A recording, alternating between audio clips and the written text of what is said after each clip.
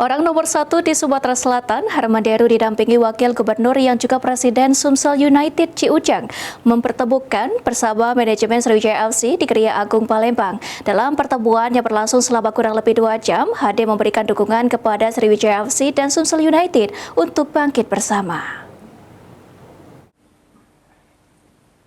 Gubernur Sumatera Selatan Herman Deru didampingi Wakil Gubernur Sumatera Selatan yang juga Presiden Sumsel United yaitu Ci Ujang melakukan pertemuan bersama supporter dan manajemen Sriwijaya FC di Geria Agung Palembang.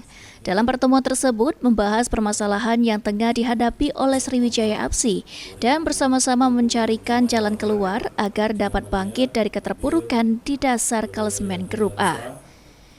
Ditemui usai pertemuan, Gubernur Sumatera Selatan menegaskan bahwa pemerintah Provinsi Sumatera Selatan akan memberikan dukungan penuh kepada Sriwijaya FC maupun Sumsel United yang telah menjadi 2 tim sepak bola kebanggaan masyarakat Sumatera Selatan.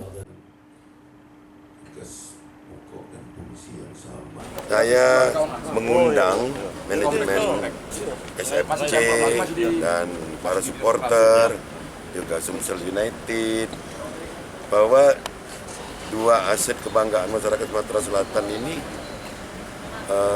di putaran ini tekadnya harus ada yang melompat ke kasta yang lebih tinggi. Pun tidak, misalnya belum.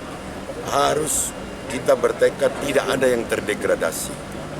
Dua-duanya ini. Nah, inilah kekuatan doa masyarakat, spirit supporter, disiplin manajemen, disiplin klub, pemain harus terjaga.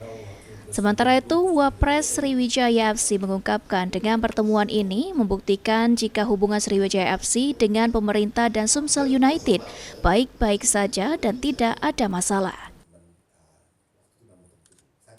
Beliau adalah prihatin ya melihat kondisi Sriwijaya FC ini, dan juga beliau juga di sini insya Allah akan membantu ya tim kebanggaan kita Sriwijaya FC, dan juga di sini juga kita menegaskan tidak ada perbedaan antara Sumsel United dan Sriwijaya FC.